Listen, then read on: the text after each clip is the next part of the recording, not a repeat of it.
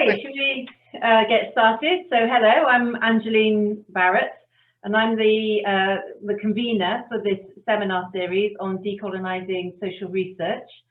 And I'm convening it because I'm also Deputy Director of the SWDTP, the Southwest Doctoral Training Partnership, and they're the organisation that have sponsored this series of seminars. So welcome. Thank you to those who've been introducing yourself through the chat. Please do feel free to use the chat just to say hello. Welcome back to those of you, I can see quite a few familiar names, so welcome back to those of you that have been at the previous seminars. Whether you were at the previous seminars or not, do feel free just to use the chat to say hello and introduce yourself to everyone. Before we start, one of the most frequent questions that we've had in comments, this is the third of 5 seminars.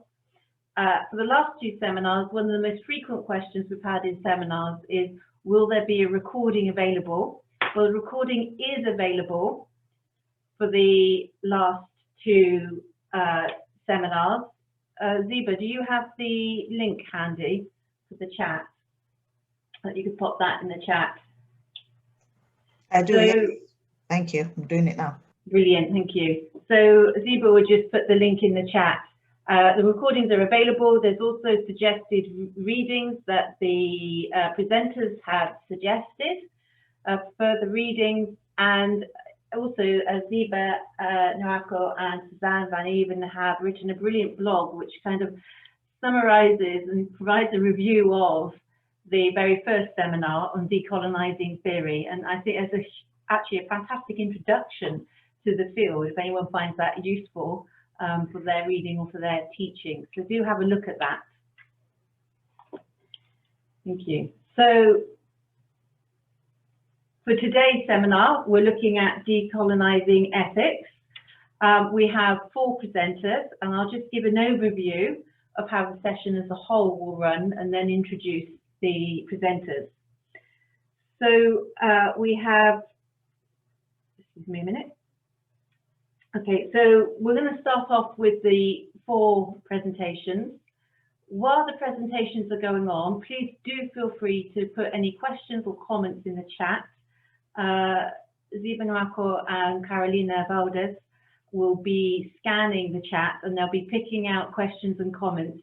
And then after the presentations, we'll have a panel discussion, and Ziba and Carolina will be putting those questions to the presenters.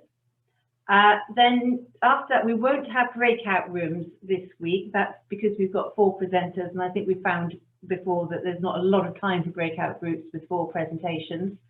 So after that, we're open up. It will be time to turn on your mics if you wish to, an opportunity to have a bit more free-flowing conversation with you. You know, turn your mics on, turn your videos on, raise a hand, ask a question, and we'll be doing that for the second half. We should all be finished by 4 o'clock, if not sooner.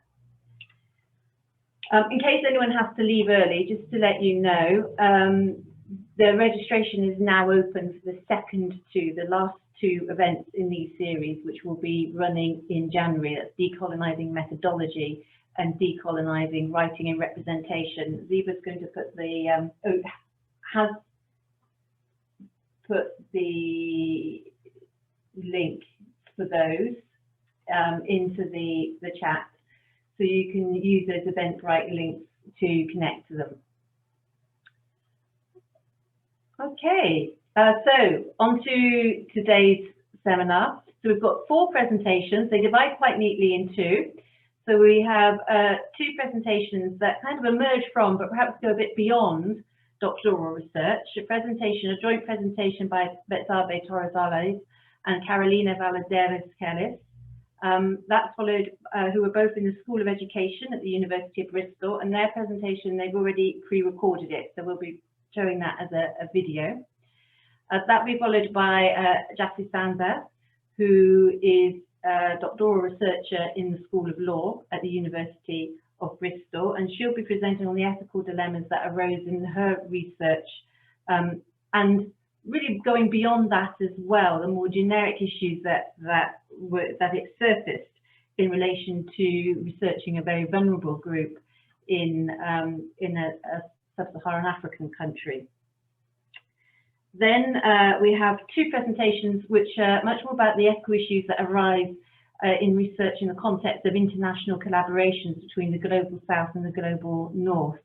So a presentation by Professor Madhu, who's Professor of African World and Comparative Literatures, about the possibilities and perils of co-production in research across the North-South divide.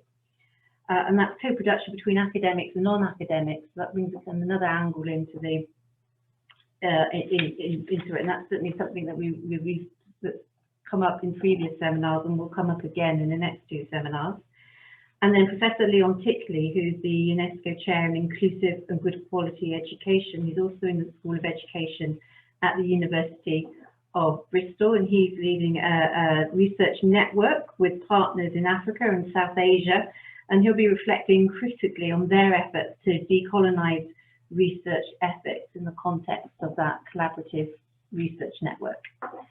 So, thank you. Without further ado, we'll continue on to the presentation by Betzabe, Torres, and Carolina Valladares, as soon as I manage to share it with on my screen.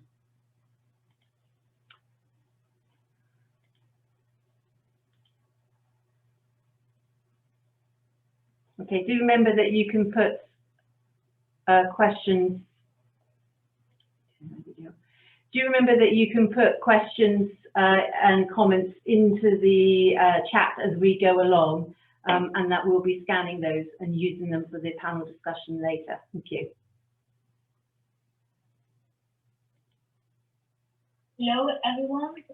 Our presentation will be about the tensions that involve conducting doctoral studies in the global north and carry on research in our home countries, in our case, Mexico and Chile. Tensions such as navigating the ethical procedures, regulations, or consent forms that diverge from other ways of doing research or tacit ethical frameworks within our context. We would like to share some of those tensions when in the fieldwork, in the case of Carolina, and before the fieldwork in my case, and to reflect into how those tensions help us to push the boundaries of our understanding of ethics that embrace sharing, reciprocity, responsibility, transparency, and solidarity as crucial points. Hello everyone, and thank you to the SWDTP for having us here today.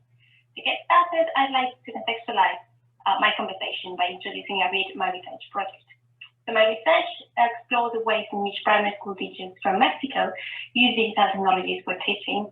My fieldwork involved 2 case studies in which I collected school and classroom observations, interviews, and developed written records of teachers' practices. When thinking about the ethical relationship I was going to develop with participants, I wasn't really waiting on a fair way all the values at play when entering the school. Firstly, I remember that at the planning stage of my fieldwork, when I had to fill that ethics form for the ethics panel at my university, I went through all the steps listed in such a form without stopping to interrogate the values that were informing that form. I did take them at face value, as if all considerations included on it were kind of universally applicable to research context. When arriving to the field, though, some tensions started to emerge between those universal kind of values and what participants were actually thinking and expecting from our relationship. There were 2 remarkable situations that I'd like to highlight today. One of them emerged from the nature of our relationship. I arrived to the school a week before the fieldwork to start building rapport with teachers, but also to get my consent form signed. During the field phase, I had multiple conversations with teachers who seemed happy to support my project, and all had verbally agreed to contribute. However, they all seemed quite uncomfortable with signing a document to establish a rather contractual relationship with me. And I think this awkward feeling was key in letting me know that I was paying too much attention to the perspective of my university and not to the feelings of my participants. A second event occurred with the anonymization of participants. Again, when planning for fieldwork, I was very much thinking of it as an ideal or superior way to the research. When I arrived to the schools, I remember even trying to explain my participants almost in a what's best for you way, the benefits of being anonymized. However, some of my participants seemed quite eager to be known and to receive recognition for their work. This was made clear to me when I read the signed consent forms, and one of my participants had chosen a pseudonym that could make her easily identifiable. When this happened, I felt in a very uncomfortable position again, as I wanted to respect my participants' wishes, but this didn't seem quite right if thinking of anonymity as that desirable way of treating participants. The clash between the underlying values on the ethical procedure I was following and the values at play within the schools was something that I couldn't stop reflecting on after fieldwork, and that made me start problematizing this and pushing the boundaries of my understanding of ethics. But let's now move forward and listen to Betzabe experiences in Chile. Well, my research explores science seekers agency developed being part of communities outside their workplace in Valparaiso. I work with two communities that have been operating for 5 and 10 years, respectively, and I was part of one of these communities before coming to the UK. I'm from Chile, and when you grow up in a place in the world that has been colonized, not only externally, but also internally by a dictatorship, there is the need of a process of decolonization. We need to get rid of embedded values, colonial or neoliberal values, allowing ourselves to think that something different is possible. So how do my tensions arise? When I was working on my probation report, I struggled with the ethical consent form, and the several points that I saw back then you have to fulfill. Some of those points didn't make sense to me. For example, entrance, exit, why should I exit my own community, confidentiality, how can I assure confidentiality in these communities if they're in a small city where there are not many science teachers, everyone knows each other, and also they want other people to know what they are doing. However, instead of listening to my internal tensions and problematize that ethics form and these issues that arose, I problematized myself and my research. And it wasn't until I talked with other people, my participants included, that I realized that I had to decolonize my mind and reframe my understanding of ethics. So to an extent, by thinking with this colonized mind, I didn't trust in my previous knowledge, and I was still considering European thought as superior. Like I only came here to learn from them in a banking logic, which led me to a lack of epistemic confidence. However, the discussion with others helped me to realize that there are ethical frameworks also in our context that are not necessarily captured in the ethical procedures here. I also realized that, for example, an informed consent as a paper only puts a distance between the participants and myself, like making our relationship based on a contract instead of continuing in an ethical and solidary relationship as before. If they say yes to participating in my research with me, I have to trust in their willing and agencies for saying no if they don't want to continue, instead of making the signing a paper, for instance. That doesn't make sense in my context. So I learned that I need to embrace and value the thinking with instead of thinking about, getting rid of that colonial and neoliberal effectivist logic mode of knowing, because in this process of learning how to conduct research, I'm not only learning with the people here in this context, but mainly with the participants of my research. Plus, they also care about my process, and that's why they are participating as well.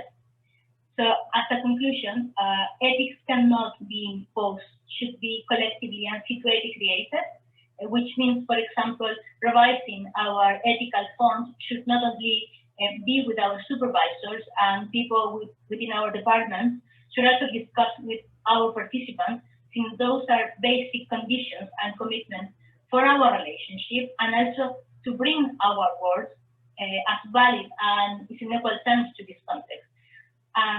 All this has to do with an ethics of care, embracing democratic dialogue, learning with the people who is part of this process of knowledge creation, acknowledging them, and reframing our ethical obligations in terms of caring and solidarity, and who and how we are with others. So as Antonio Darder says, from tensions we learn, and we believe that ethics cannot be standardized, even imposed. It doesn't mean that ethics cannot be formalized or made explicit. However, to preserve participant dignity and our dignity, which is central for ethical engagement, we need to create less hierarchical and more solidary research relationships that have to do with an ethics of care and thinking with how do we create and maintain an ethical engagement is to be constantly revised, even if we work with nature, with people. We believe that every research context is infused with its own values and culturally accepted ways of relating to the others. As our examples showed, tensions emerging from a clash on ethical understanding are crucial means to problematize ethics and to move towards a more solidary relationship with participants. And to conclude, we'd like to pose a couple of questions for you to discuss through the second half of this webinar. And these questions are: how can we move from an ethical approval to ethical engagement with? And how current structures for the revision of ethics are supporting or hindering researchers' adherence to local values and processes? And that's all from us. Thank you very much for listening.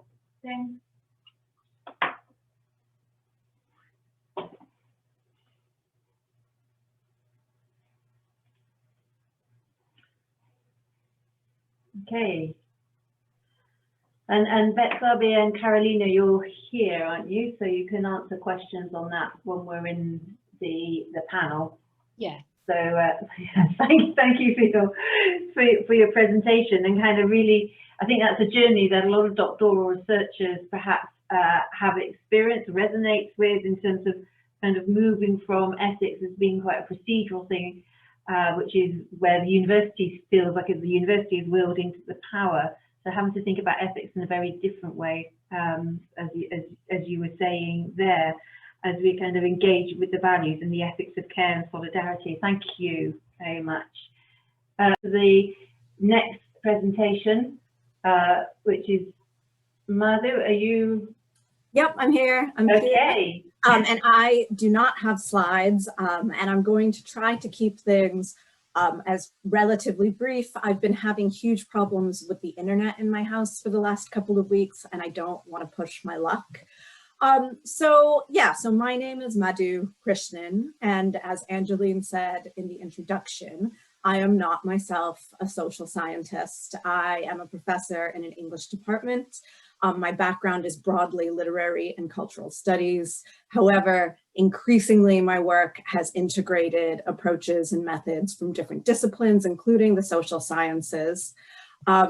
So like everybody else who's spoken so far, I wanted to kind of frame what I'm going to say a little bit by telling you about my own work. I work primarily on African literary and cultural production.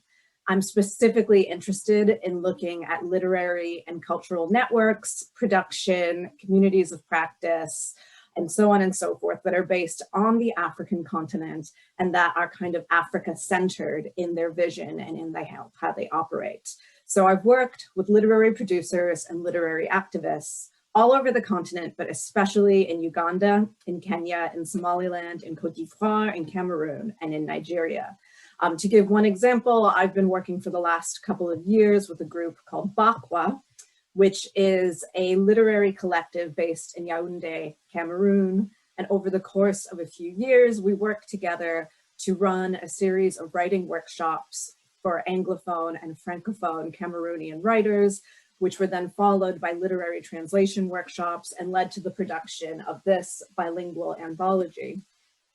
And there's some other stuff that we're doing with that around education and trying to think across languages and thinking about multilingual communication in Cameroon. So the work that I do is really less studying these collectives than collaborating with and working with these collectives. By necessity, the people who I work with, who are producers and activists in the literary scene, tend to be based in urban locations. They tend to be more of the middle class kind of stratosphere. And we tend to view our work really even more than collaboration as co-production and as co-labor. So all that being said, it is not the case that this means that ethics aren't a huge issue in this sort of work. I would actually say that this kind of co-production and co-labor that we do is a kind of an ethical minefield from start to finish, that there are a number of different kinds of things that come up. But I think for me in my practice over the years, what I've come to realize is important is that we foreground the ethical tensions that arise in our efforts to co-produce and co-labor, rather than minimize them or try to deny that they're there. I think it's really important that we stay really forthright and transparent about the differentials that we might have as people engaged in a common project in terms of our access to resources, in terms of our access to capital, in terms of our power. And so what I'm talking about today is it's not just going to be about ethics, but to a degree to larger questions around research practice, methods, and dissemination, because ethics is something that runs through all of this. So I view ethics really in a broad sense here. I mean, there is, of course, the issue of research ethics and university ethics processes and the ethics processes that different funding bodies require. But I think that there's a much broader sense in which ethics becomes an issue that arises when you're working specifically with people outside of academia and people in parts of the world where access to resources and capital is different. There's a real danger, I think, and Jassi talked about this really eloquently, of falling into an extractive mode of knowledge production in which the so-called academic expert uses the cultural producer or collective as raw material for analysis in various ways. And this is something I really do try to avoid in my own work. It's something that can be particularly tricky, I think, in the arts and humanities, where there might be less of a sensitivity to these issues. There might be more of a sense that this isn't likely to happen because we're talking about culture, we're not talking about people's traumas, but I think that's not the case. I think it's still a heavy risk. For me, co-production is kind of the way that I address this then. So co-production for me is at the heart of an ethical perspective or an ethical method to this sort of work. And by co-production, I don't just mean collaborating with somebody or asking somebody to run a workshop for me or interviewing somebody. And I think that, again, Jassi really talked about, you know, the problems with when that becomes what people perceive as collaboration. To me, co-production can't be just an additive onto a project. It has to be at the center of a project from beginning to end. It's something that takes time. In my own experience, I found that the most successful and mutually beneficial relationships that I've had with the people that I work with have taken years to develop and build, by which I mean even before the idea of working together appears on anyone's radar, we will have known each other, we will have had the opportunity to talk and to share and to develop a kind of shared foundation from which to proceed. And I think it's important to highlight that any kind of shared foundation has to be more than a one-way exchange. It has to be something that operates in both directions, where it's not just a case, again, of the academic benefiting from the work of the non-academic. It has to be something where we work together towards a shared project that is going to be beneficial for both of us. There is, of course, always the issue of power, though, that comes up with this. And particularly, you can think about with funded research, you know, who controls the finance, who controls the budget. These things are always coming up. So I'm going to just briefly talk about some of the tools and strategies that I try to apply to my own research. And the first of these is something that my colleague Laura Murphy calls deep hanging out, which is basically the idea that you just need to spend large amounts of time with people in their own context, in their own area, to actually get a sense in which you can begin to understand it. I think it requires accepting that all of the desk research and understanding from afar can't actually replace that. And it's sad to say that in 2020, when of course hanging out of any sort, whether deep or shallow, it seems less and less possible. But I think it's really important to build up that base. I think it's also important to listen without ego. It's a difficult thing because as academics, the way we're trained is very much centered on the ego. We need to see ourselves as the world leading expert. We need to see ourselves as the person who has all the answers. We need to see ourselves as, you know, the beautiful, unique mind. But you really need to decenter that idea and just be willing to listen openly and respect expertise from outside academic settings, respect practice as expertise, understand that a person who's working in a cultural sector or who's been doing certain things might actually know what they're talking about more than you do, and being willing to listen and to grow and to learn. I think it's also important, if you're thinking about co-production, that anyone you're working with is involved from the very, very, very beginning, by which I mean actually actively involved in setting research questions and research contexts, actively involved in project design. I don't think you can really say what you're doing is genuinely co-production if you're just slotting someone into something that you've already decided. And I think that quite often the things I've learned the most is when I talk to somebody, say a literary activist in Yaoundé, and I say, oh, what about if we did this? And they kind of say, I don't know, that's not really the scene here. You can really get a lot out of it in various ways. I think regular communication and collaborative decision-making are key. On the projects that I'm working on at the moment, I'm constantly in conversation with the collaborators and co-producers that I work with. I may not be face-to-face, of course in 2020 it's not face-to-face, but there's lots of WhatsApping, there's lots of sending emails, there's lots of just quick check-ins to see, you know, how's your week going, what are you up to, what are you doing, just to make sure that we have a two-way kind of conversation happening where we feel that we can raise issues to each other. Where possible, try to give ownership to the non-academic person that you're working with. So there's various ways that we can talk about in more detail to set up, for instance, budgets and funded projects where actually you're not administering it anymore. They just have the money and are doing what they need to with it. I think also understanding cultural context and when people tell you things are important and being willing to fight for it. One thing that comes up constantly in my work that I would have never thought about before this is catering. In a lot of the contexts where I work, it's really important to feed people well, and the kinds of soggy sandwiches that we might be used to in the UK aren't going to work. So just being able to fight to justify these sorts of things. And I guess always foregrounding the question of how are resources being distributed? Who's actually owning these things? Who's actually benefiting? For me, another big ethical question comes around the issue of whose voice is being foregrounded and who's getting credit for this work. Again, I think as an academic, there's a tendency through the ways that we publish to center ourselves as the authority, but I've found it's much more fruitful and I think actually better in the end to let people speak for themselves. One big lesson I've learned is to avoid the urge to analyze everything, that sometimes you can just present or document what somebody says without comment because they can speak for themselves and you don't need to be there analyzing them and what they're doing. Co-authorship is another model, and it can be tricky with people who aren't working in academic jobs, but again, I found it really useful to think about co-authorship in terms of dissemination, to actively seek avenues for publishing pieces outside of extremely expensive and limited paywall journal articles and journals and issues, to actively seek avenues for different ways of publishing, to integrate when I do my own editorial work for journals, the authorship of pieces and works by people with whom I work who maybe aren't in a university. And it's particularly important to me increasingly to focus more on documenting and archiving as an ethical act in and of themselves when we think about knowledge production. So there's quite a lot of material you can find where academics are analyzing things, but there's a lot less where you hear people in their own words as subjects.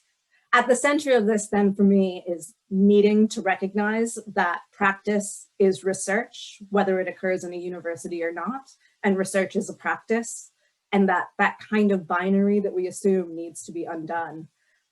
Another strategy that I use increasingly is an awareness of my own positionality and putting myself into my research.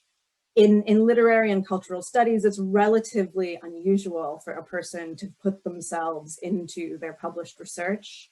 There's this idea that it's about the text and that we're meant to be objective and just kind of just analyzing it. But again, I think that it's a decolonial imperative to undo this, to undo the presumption of disinterested knowledge. So for instance, in my own work, I'll talk about, this is how it came up, this is my own position, I was involved in this way, I was involved in these sorts of things, and trying to foreground that over some sort of objective analysis.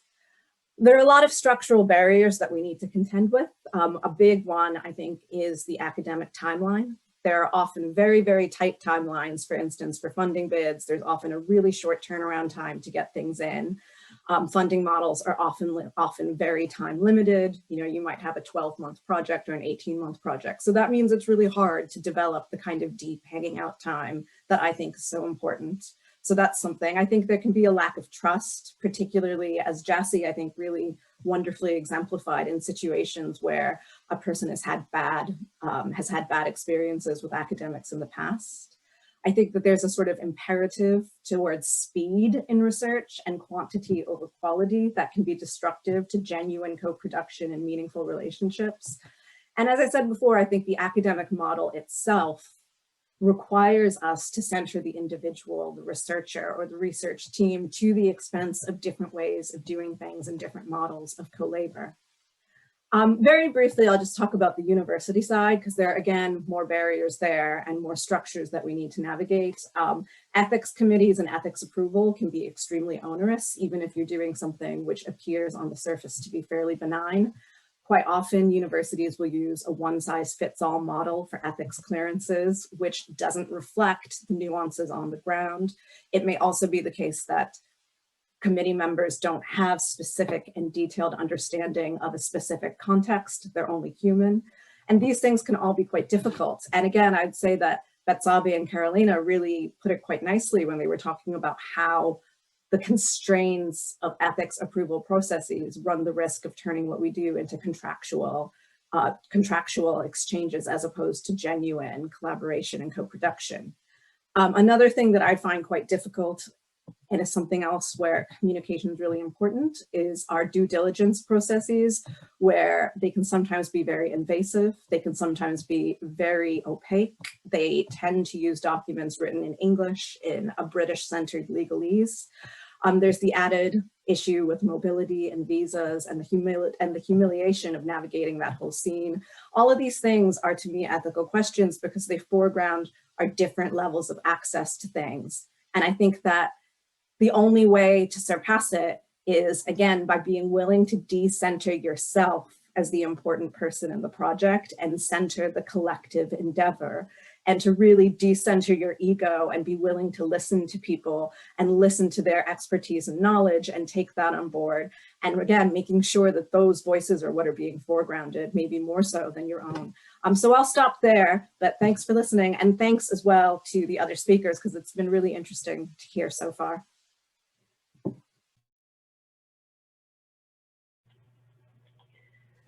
Thank you very much, Madhu, and thank you for making the connections across all the previous presentations as well. I know that helps everyone, particularly since we're running, taking a little bit longer over the presentations than previously, but without breakout groups, we've got time to do it, so that's fine. Okay, Leon, I think you'll be picking up on some of those themes as well, and you should be able to share your screen. You want to have a go at that?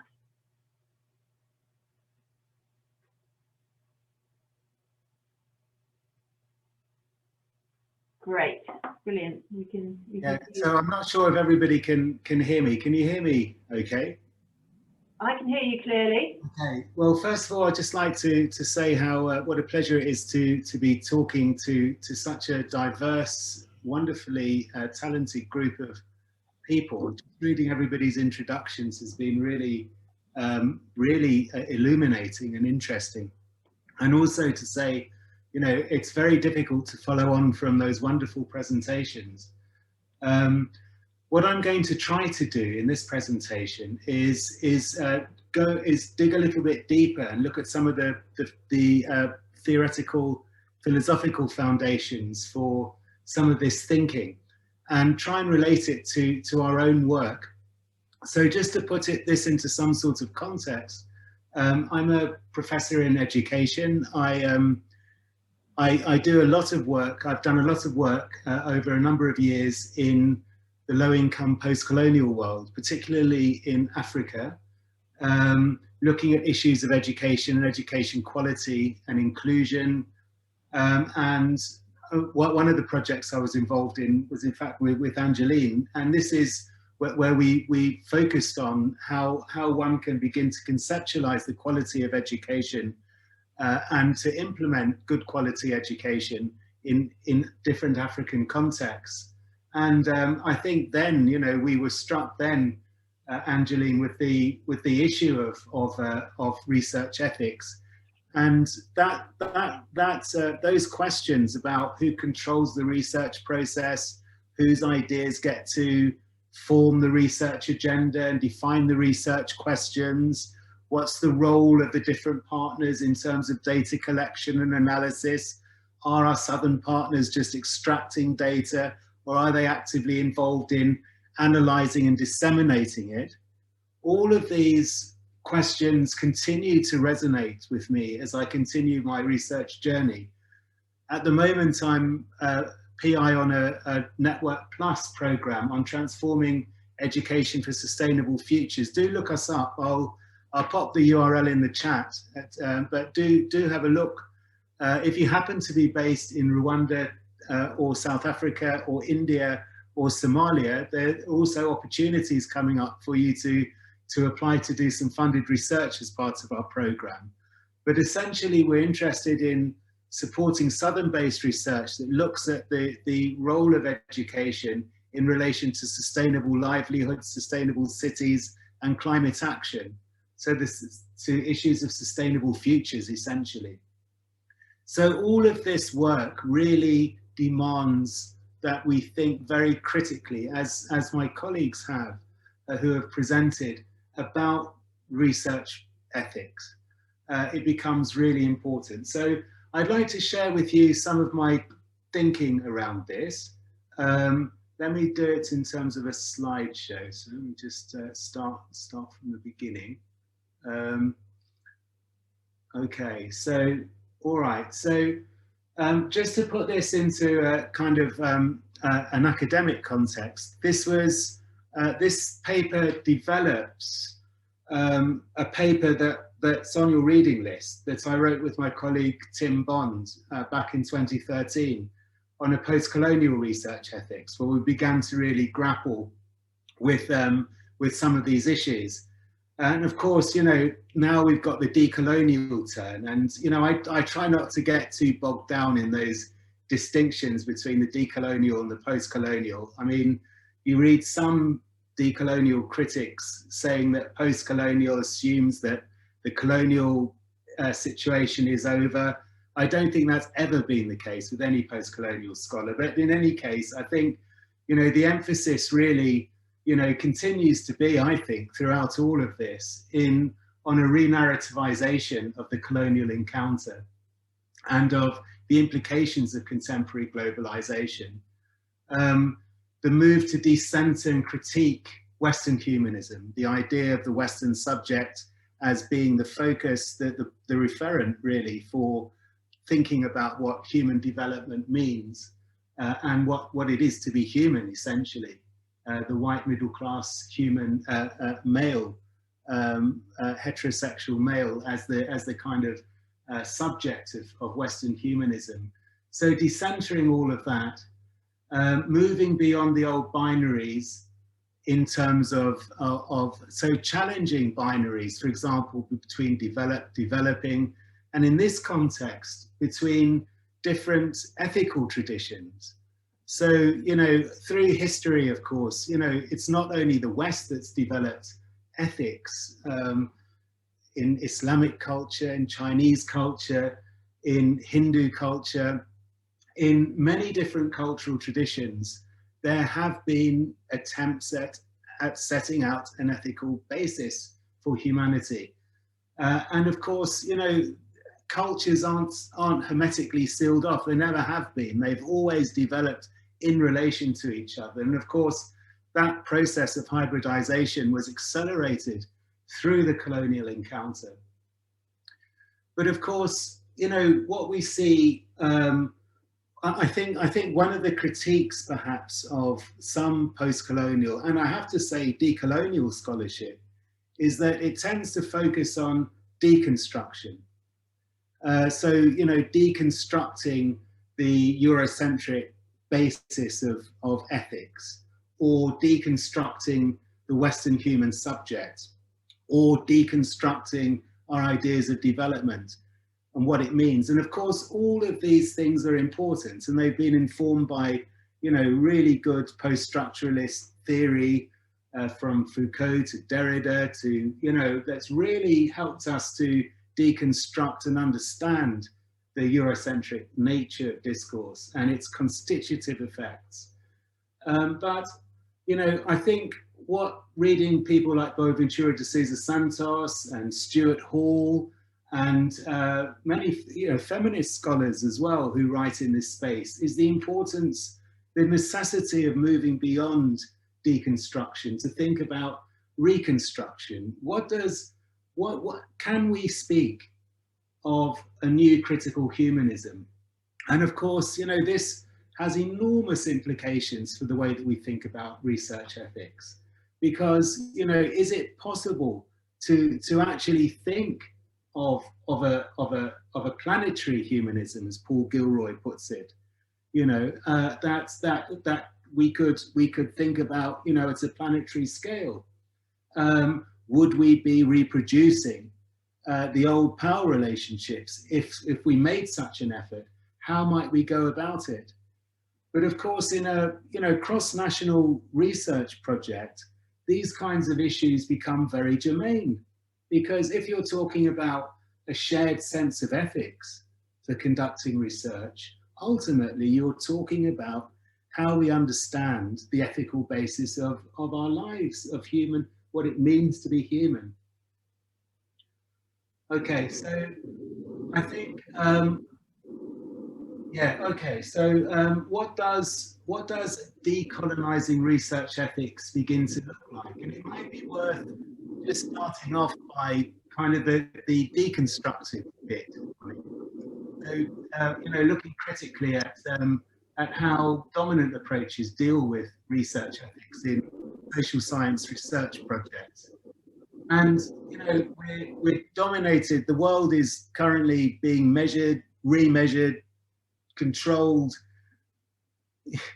by World Bank economistic kinds of projects, whether it's an evaluation project of an agricultural project in Uganda, or whether we're looking at whatever we're looking, whether we're looking at education or law or health. You know, the World Bank conducts or controls a lot of research, and often it's done through a very economistic kind of lens, and there's really no ethics there to speak of whatsoever, except for the ethics of efficiency, of cost effectiveness, of productivity, and of economic growth. It's only really those concerns, those things that concern, you know, that kind of research. And I think we're all familiar, we've come across that kind of research, where you won't expect to come across any kind of meaningful discussion of research ethics. But then, of course, you know, we're also in the West in particular, beholden or really under the influence of rights-based discourse around research ethics. So most of the professional associations, the universities, including the University of Bristol, you know, you operate within a kind of rights-based view of ethics. So, you know, the typical guidelines around, you know, care and consent and not harming the subjects and trying to be beneficial to the subject, all kind of spring from a rights-based approach. But of course, you know, this in itself, from a decolonial perspective, is problematic, because you know, the idea of human rights, however much we might agree with much of it, as I do, I believe passionately in many aspects of human rights discourse, but they are still ultimately, you know, a Western discourse. I mean, there are people here from law who will understand this history, you know, that actually the whole idea developed through very Western-led processes. So, you know, the idea of the individual as the subject of human rights discourses around ethics is paramount.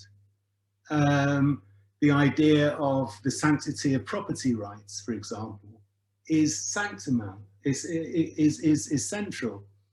But of course, you know, if one begins to put those into dialogue with other cultures that are more collective in orientation, that don't give the same priority to property rights as in Western legal contexts, then, you know, ethics becomes a different thing.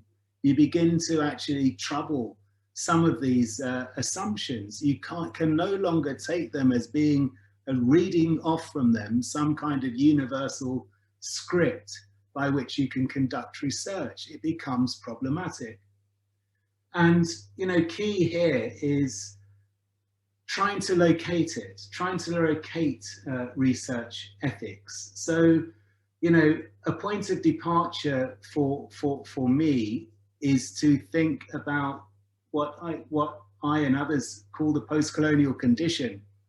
You know, how that has shaped education systems, in my case, that's my focus, from the onset of colonialism. You know, one can't separate out, and I think, you know, the Betzabe and presentation, the two first speakers, that all of the speakers have really pointed this out, that, you know, you can't separate out an understanding of research ethics from understanding of the context, the way that power and inequality operates within the post-colonial world, the continuing lingering effects of the colonial legacy, whether it's about ideas about race, which or gender, patriarchy, capitalism, that create hierarchies between human beings, between ideas about what's legitimate to study, what's illegitimate to study, the forms of knowledge that are valid and not valid. So, you know, it's not by coincidence that the disciplines as they've emerged since the European Enlightenment have come to dominate our thinking about research ethics and about research. It's because of these historical processes. So, you know, having set this out then, and, you know, I think moving on to the second part, which is really more about, you know, okay, so that's the problem. We kind of know that, Leon. We've all been talking about that for most of the afternoon. What do we do about it? You know, and I think my colleagues have actually done a much better job than I could hope to do in trying to articulate that really important question about how one then goes about reconstructing a research ethics. I won't try to say more than what they've already said, but really just to put it in perhaps slightly different terms, that if you look at some of the research on decolonial, post-colonial research ethics, I think a common thread running through it. So if you read people like Linda Tuhiwai Smith or Sandy Grand, so both of which are scholars who write about indigenous struggles in Australia and in New Zealand and in North America. But, you know, they link this idea, and this does go back to, I think, what the first presenters were saying, you know, partly, but also, you know, that research ethics as emancipatory, that, you know, you have to understand. So if the whole idea of research ethics, what the value of research is, thinking about, you know, Madhu, but also the presentation about child soldiers, which was absolutely fantastic. You know, people questioning the value. Well, why are we doing this? You know, what are we getting out of it? question. And, you know, for Sandy Grand and for Linda Tuhiwai-Smith, it's about emancipation. It's linking the idea of research to ideas about challenging those colonial structures. But in order to think in that way, you then have to think about research ethics as being situated, that it's situated at a number of scales. And I think here, you know, there is a slight problem, I think, with some of the particularly post-structural approaches towards research ethics when they talk about situated research, because it's very localized. So, you know, knowledge research within some post-structural, postmodernist thinking just becomes very immediate and localized. And of course, you know, that is important. That's a very important scale. So, you know, Madhu was talking about, you know, the importance of feeding people during the research process. And of course, of being self-reflexive about your own position in the research context. And of course, that's really important, you know, to all of those things I absolutely agree with. And by situated as well, though, I think it's also important to think beyond the local, to think about the wider structures. And, you know, I think, you know, from a realist understanding of the world, because, you know, what you see are kind of oppressive structures at different scales, whether it's the post-colonial state, the operations of a post-colonial state, or local warlords, or, you know, you can also think globally, and, sorry, not or, and you also have to think globally in terms of, you know, the structures of global capitalism, of patriarchy, how something like patriarchy is also takes on, you know, global dimensions in terms of its effects. So I think it's important then to think not just about how one situates research ethics at a very local level, but also particularly in the context of an international collaboration, you know, what that means about power relationships between the partners in the global north and the global south, for example. How one takes account of different perspectives on research ethics, whether those are locally produced or produced at different scales and levels. The importance of negotiating research ethics at different scales. So, you know, in our projects, we need to think in a general sense about what it looks like in terms of our network. You know, how should we be working together as partners, as equal partners? What does that mean in practice in terms of the research kinds of questions that we might ask? I'll come back to that in a moment. But then to also acknowledge, understand that, you know, different contexts in which you're researching have different ethical principles, and being able to accommodate those and take those into account, but not necessarily in an uncritical way.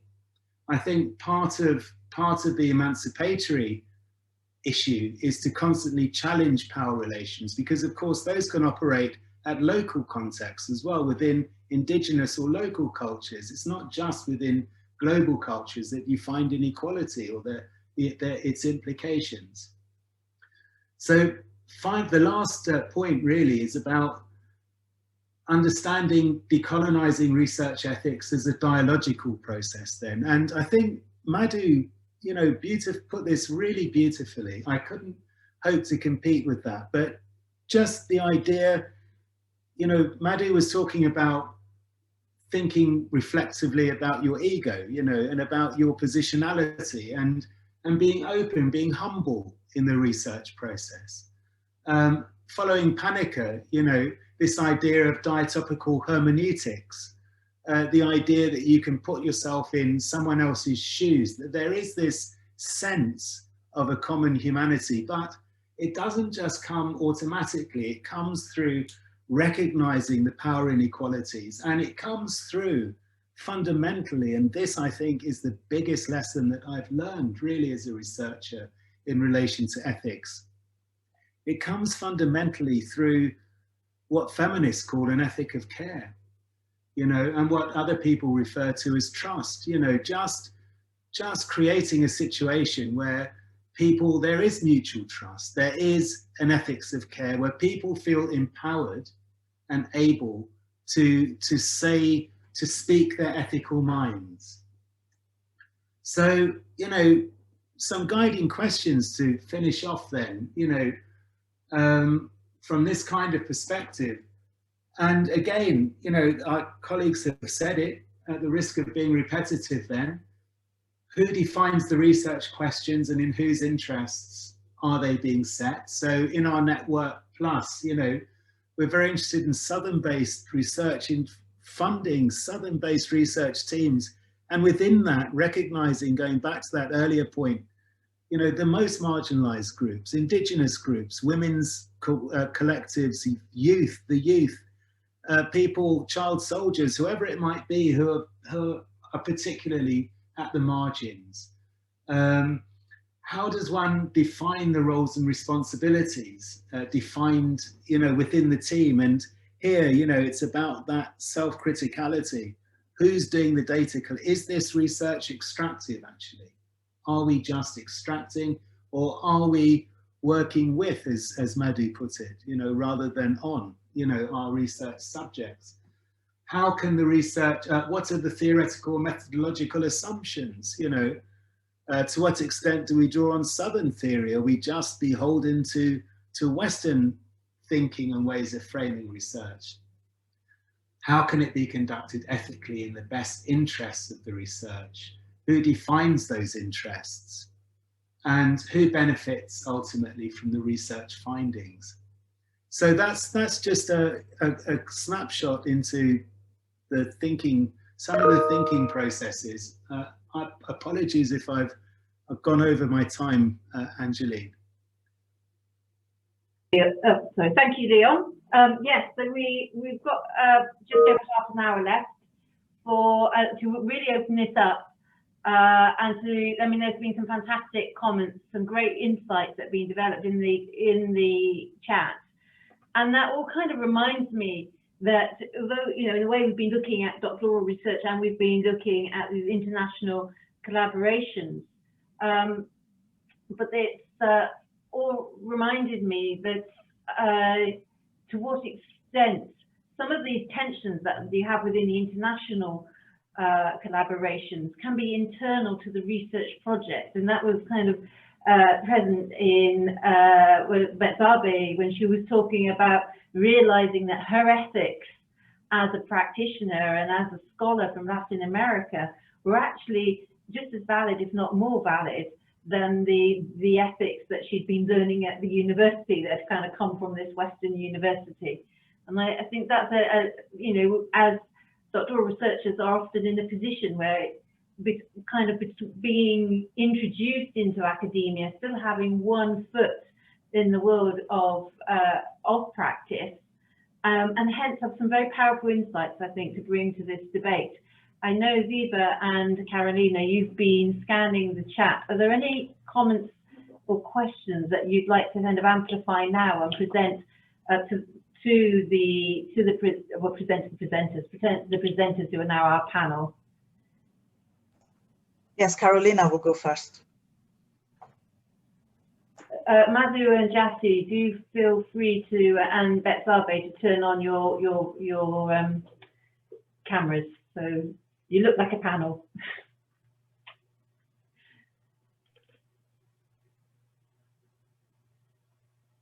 Carolina.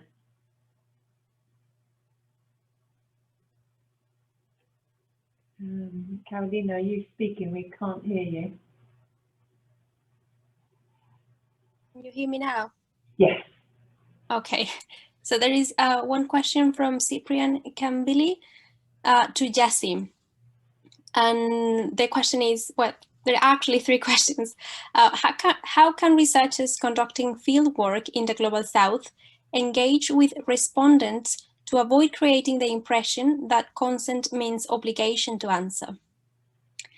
The second question is this a product of adherence to ethics, of consent in research ethics, of Western universities? And then what can be done to improve cross-cultural communication in research, which is obviously lost in the examples you gave? Can I just say the question may be addressed to Jassi, but please, all panel members, do feel free to respond. I think there's a lot of connection between the presentations. So. Yeah, and I think that might have been asked just after my presentation, but I think some of it might have been answered by some of the other presentations.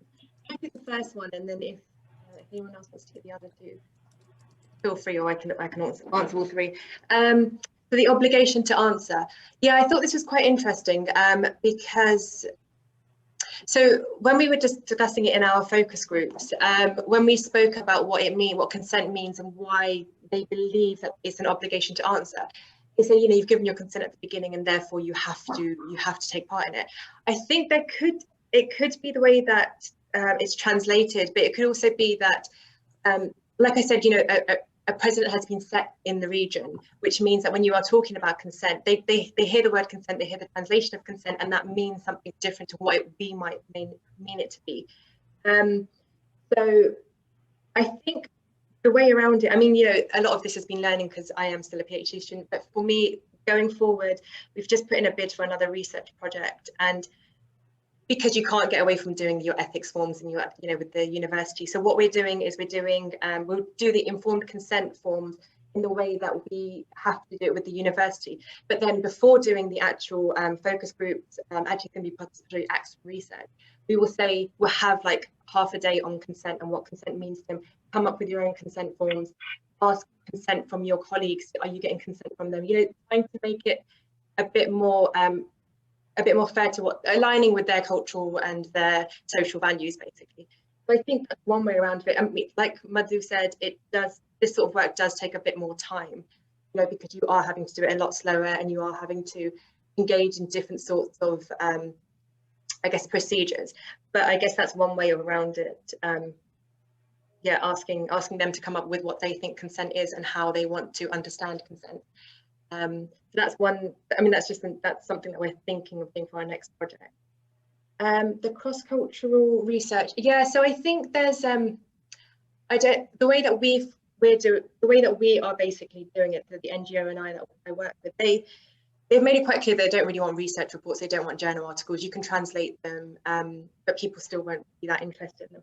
What they are interested in is more sort of, I guess, visual arts. So, you know, animations, comics, plays, that sort of thing. So I think that is the sort of work that we're beginning to do, you know, translating some of the findings and making outputs that are a bit more, you know, a bit more aligned to what they want to see. I don't know if that answers the questions. I'm going to look at the question again. Thank you, Jassi. You're not on your own with answering the questions. Would anyone else, any of the other presenters, Leon or Madhu or Betzabe, would you like to say something?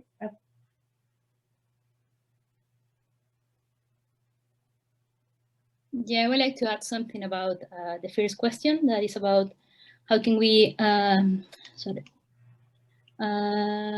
can researchers conducting fieldwork in the Global South engage with respondents to avoid creating the impression that consent means obligation to answer?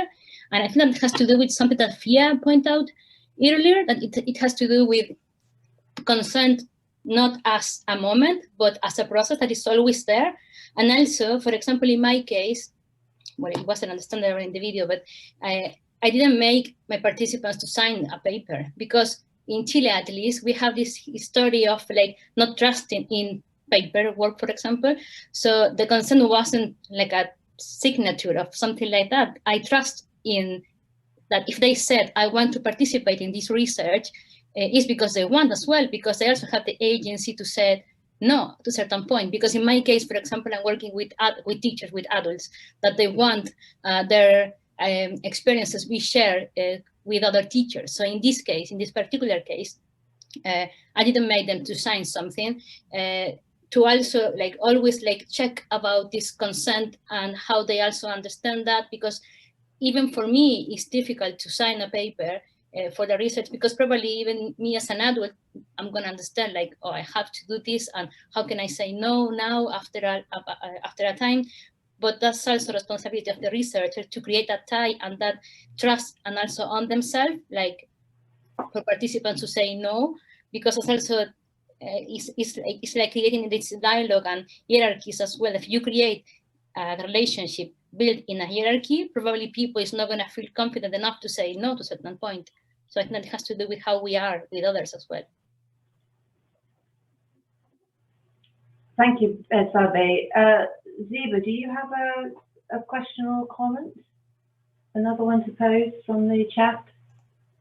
Yes, one more question. It's about ethics in how we conduct a literature review, from Sarah. And she's asking, she says, it's concerning issues of written scholarship and translation.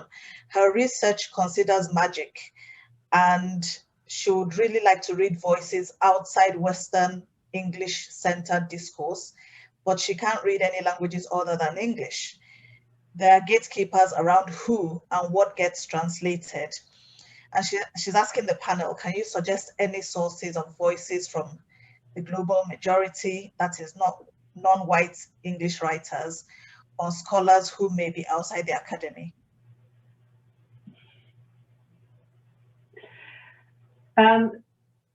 The panel, do feel free to kind of pick up any part of this question. I think the ethics of literature review was something that we haven't spoken about, but maybe you have something to say about that.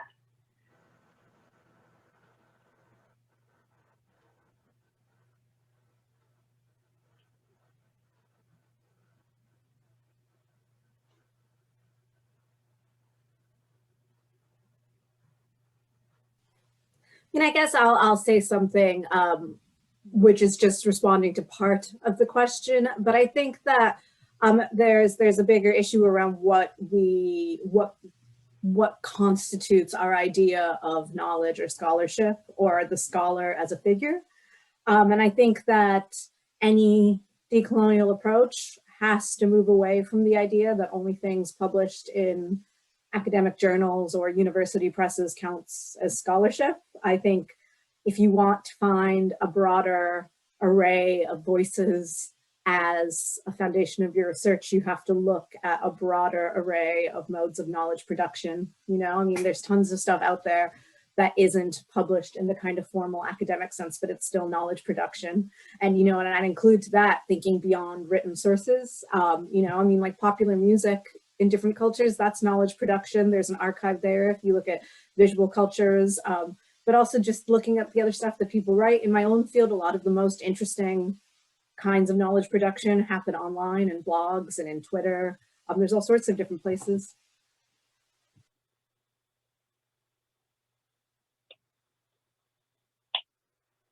I mean, as well as different languages, there's different registers of language as well. So you mentioned that you're only reading in English. A lot of people are using, all over the place, are using English, but also kind of owning English, adapting it, changing the language and using it in a way in which they can express their own voice. So I think, there's, as Madhu was talking to kind of non-academic sources, certainly lots of non-formal sources as well, and being attentive to those different voices and registers within the language. Would anyone else on the panel like to pick up on that point or on that question? There are many people that also include learning another language as part of their fieldwork. I know a lot of people who have done that, and they go to the place where they want to learn more with the people, so they learn a new language. Yeah, and I think it's part of doing a research as well, because you go out of your comfort zone.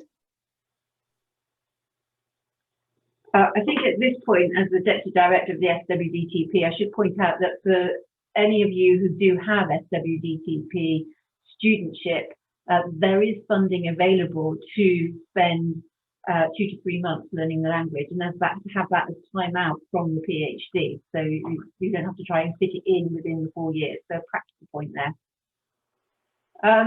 Ziba or Carolina, are there any other questions or comments that you want to pick out?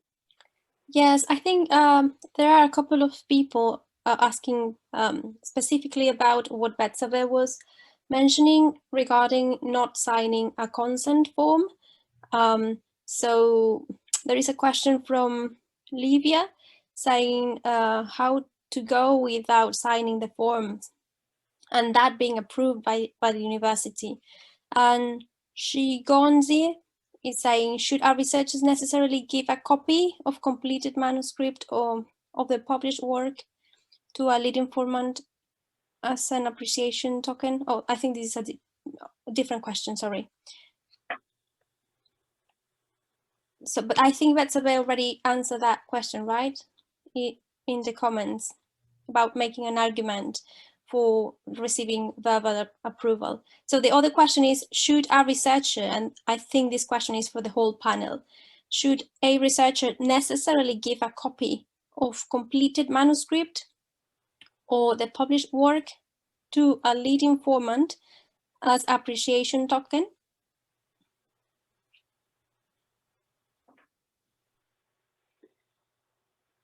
So this is when you share your research output with the informants as a token of appreciation. So it raises a few questions for me. I don't know if the panel wants to say anything. Yeah, I mean, I'll come in here. I mean, I think it's a really interesting question, and of course, it's, you know, as with many other issues to do with research ethics, it's fraught and nuanced and complex, and you have to understand the situation and the power relationships at stake, the nature of the research topic, you know, whether, you know, who will benefit from sharing the research. I mean, at a general level, yes, you know, one would like to hope that, you know, if you're researching with people, to go back to that language rather than on people, that, you know, you'd be sharing the research findings as a matter of course, you know, that you'd be contributing in an important to a part of a research process, answering research questions that the participants think are relevant and important. So you'd want to share the findings as a matter of course. But then there might be instances where that might not be, where sharing the findings with that, looking at the position of marginalized groups, for example, with policymakers, might be harmful to those groups. You know, one has to think strategically about it, and to understand, again, it goes back to the idea of situated ethics, that you need to think strategically about who benefits, who might be harmed in the process, and so on, and make an informed judgment in, you know, discussion with the people that you're trying to benefit through the research.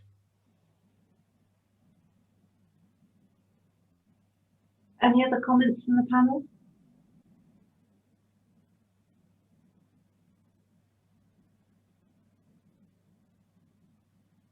I mean, I think,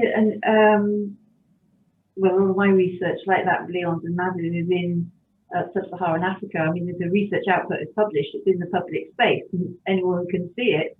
And, you know, I would facilitate research participants to access that. But when it comes to a token of appreciation, I'm with Madhu. I'm thinking about the catering. But yeah, that can really matter sometimes. Yeah. Are there any other questions or comments, Caroline and Ziba, that you want to kind of raise to the panel? Yes, so there's one from Bukola. To what extent does the academy recognize participants speaking their ethical minds? For example, being their ethical selves, which might mean getting less data, for example. How can we as researchers justify that in a satisfactory way? That sounds like a really interesting question, and it seems to be targeted at me in the first instance. So, in the first instance, yes.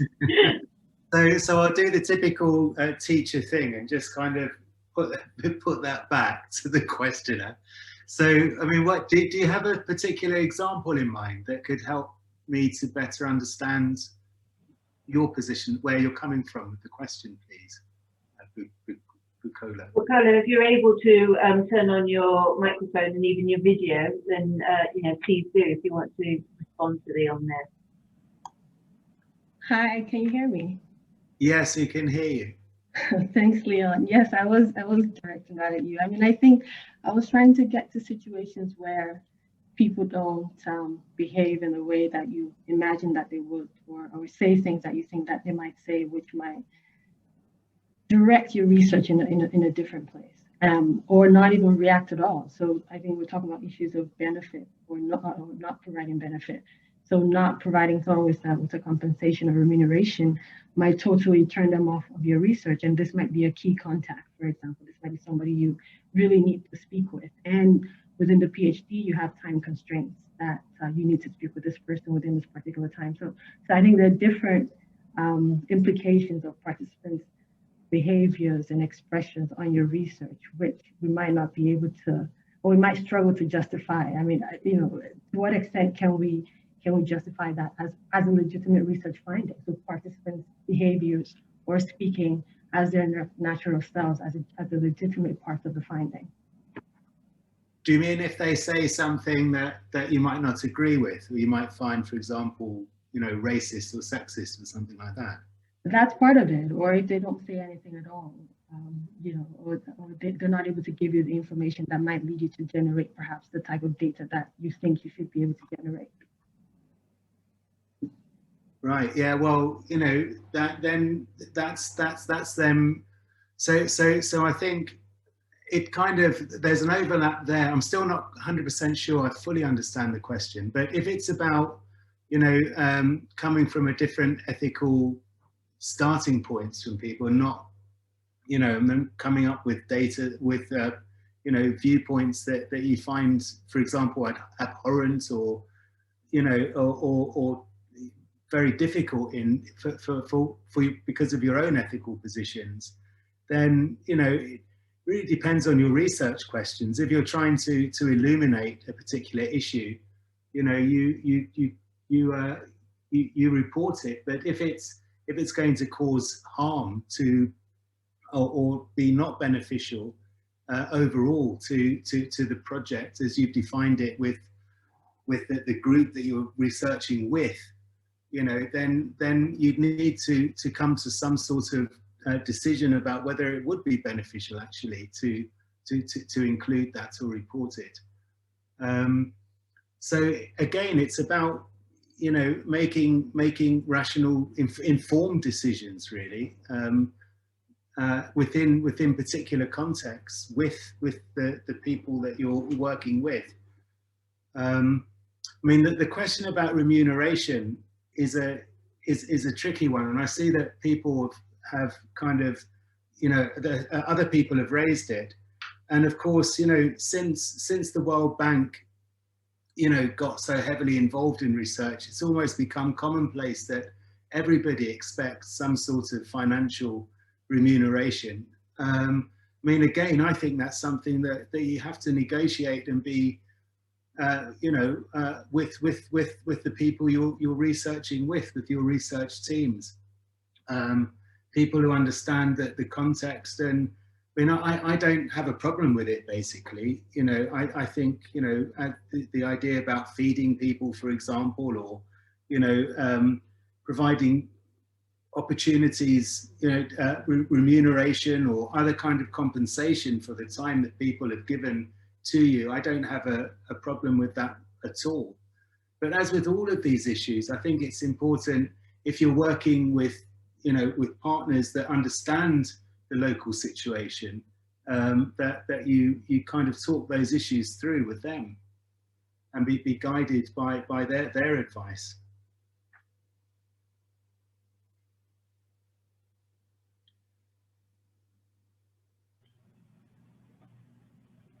I mean, I wonder whether for doctoral research, this relates back also to the point that Madhu was making about research becoming extractive, but how that also, doctoral researchers are in a particular position which is perhaps part of the same logic, where there's this pressure to produce research and to produce the findings.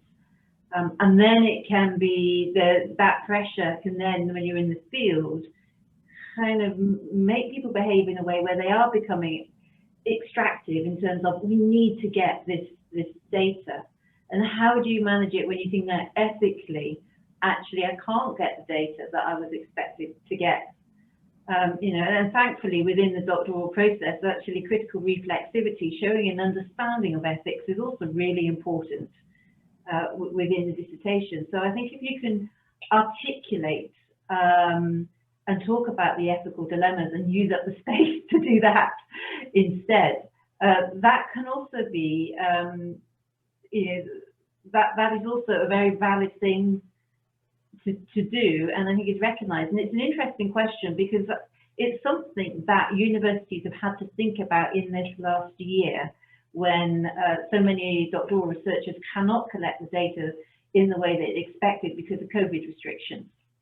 And so I know our university has kind of brought in a mechanism for managing that, and I would hope that other universities have as well. But it has actually, perhaps there's a kind of broader issue related to that we should be pushing our universities to think about, to do with actually how within doctoral research do you make it clear, how to communicate clearly to doctoral researchers that if you cannot get your data, you can still get your degree, or if you cannot get as much data or as all of it as you expected.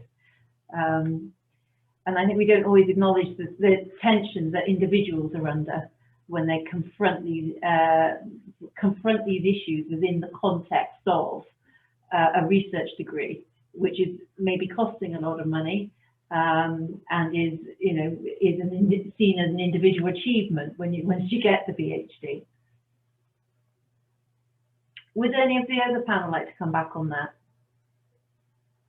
Yeah, I mean, I can talk about that for a bit. I think you're really right in the sense that, you know, PhD students, we have before we, you know, we have to get our upgrade done before we do the fieldwork generally, especially in law. And, you know, you have to come up with your data collection tools even before you've gone out to the field. So you are making a lot of assumptions based on the reading that you've done, which in itself probably doesn't lend itself really well to the kind of work that we want to do.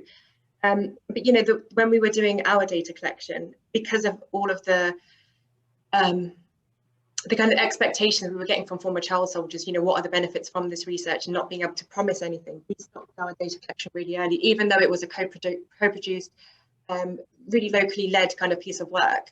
It was still, we still felt certain obligations to meet. So we stopped the fieldwork, and then the fact that we stopped the fieldwork became something to analyze. You know, so actually half of my methodology chapter is about the ethics of doing this sort of work, and, you know, putting myself under the microscope, putting these sort of collaborative work projects under the microscope. So I think there's also space to, if you're not getting the data that you think you're going to, or you're not, people aren't giving you answers, there's also something to analyze there. The other thing is, so as I mentioned, you know, the fact that it's so over researched means that you end up with rehearsed answers as well a lot of the time. And there's also something about analyzing that, you know, okay, why are they giving me the answer? Like, how does everyone have the same story? Or, you know, how do they know what to say even before a question has been asked? There's also something, you know, that wasn't the data that maybe we were hoping to get or thought we would get, because we were asking questions that actually weren't really related to the answers we were getting. But, you know, there's also something in like analysing that, okay, yeah, and, you know, they're using these sorts of narratives because they think that this will lead to X, Y, Z. Yeah, I think. Thank you, Jassi. Ziva and Carolina, do you have any other question that you think is really important to put to the panel? Yes, we've got 2 more. I'll ask one of them now. It's to do with intervention. How does one approach intervention? A colleague researching classroom behavior saw a lot of corporal punishment and did not know what to do about it. Should she have intervened? Is that ethical? How does that impact her relationship with the teacher, the power dynamics, and her subsequent results?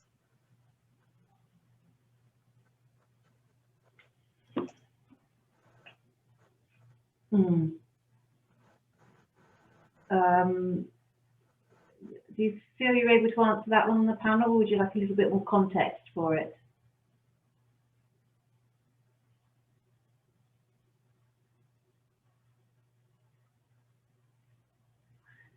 Well, I mean, we actually came across this issue, Angeline, when we did EdQual, didn't we? It's something very similar from what I can remember. We had, I think it was in one of the countries we were researching in, there was, you know, there was corporal punishment. I think it wasn't, in this case, it wasn't corporal punishment, it was a case of sexual harassment that the researcher picked up, you know, and wasn't sure how to deal with it. And in the end, I think, you know, we tried to talk to, you know, people within who were embedded in that context, our advisors and our broader research team who are part of that context to talk through the issues. And I think in the end, you know, they decided that they would need to actually report this to the school, you know, weighing up in their situated context the interests of the different people involved. Yeah, I mean, it throws up these kinds of tricky questions. Corporal punishments is another one. Yeah, and you know, there's sometimes you're observing corporal punishment and it's systemic. It's part of the normal ways that schools operate. And I guess as researchers, what we're trying to do, you know, we don't want to be tacitly supporting or affirming behaviours or ways of doing things that we don't agree with. But that does not necessarily mean that, you know, we always have the position and agency to kind of, you know, sometimes it's appropriate, sometimes it's, you know, if it's something that's normal in that context, then it's, you know, how you deal with it may be different. You can still challenge it, but you may be challenging it through the conversations that you have. When it's something, sometimes you have to be careful because it's something that actually, even in that context, is not acceptable. And then, as Leon says, you need to find someone who is embedded within that context, who does understand the situation, and you talk it through with them. But then I think also you come across the issue of relativism, you know, and I think that's an important one, and that goes right to the heart. I think the idea of respecting different cultural positions, of respecting, of understanding, you know, the situated nature of ethics, I don't think that leads to relativism. I think, you know, I would still like to think when I go into situations a very clear sense of principles, but and ethical guidelines and principles, but then those are negotiated at the beginning. So those are talked about and discussed in a situated way with the partners that you're working with in those local contexts.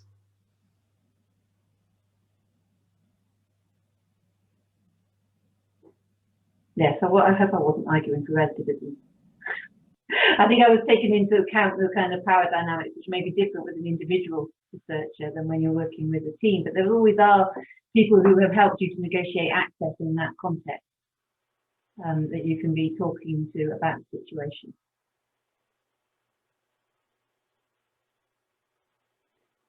Ziva, did you say there was another question? Yes, there is a final question from Toby to Leon, actually. The question is, can a grounded theory approach be used in framing research questions that are ethical, since it would most likely include the voices and or opinions of the research subjects? If it can't, at what point does it come in seeking ethics approval for a research project, before a study or after a pilot study? Right, okay. Well, I think, you know, if other members of the panel want to jump in here, feel very free to do so.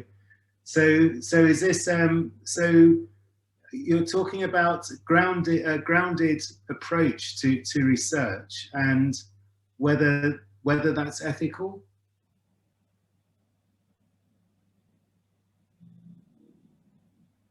I'm just trying to clarify the question here a little bit, whether or, you know, how one evaluates from on an ethical basis what might arise from a grounded research.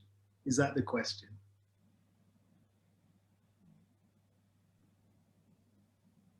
I am not really sure of the particular meaning, so maybe.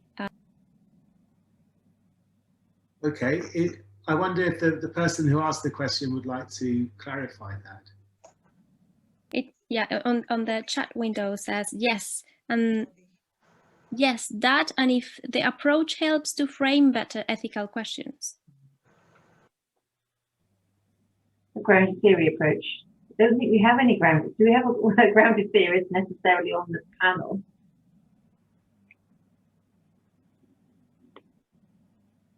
Yeah, I mean, I think if maybe Toby is thinking more generally about ethnographic qualitative research and inductive methods of research. But then, you know, and how does that help? And I think behind that is potentially a very useful point that, you know, one's sense of ethics, if one takes the idea of a dialogical approach seriously, then, you know, you're being reflective as a researcher.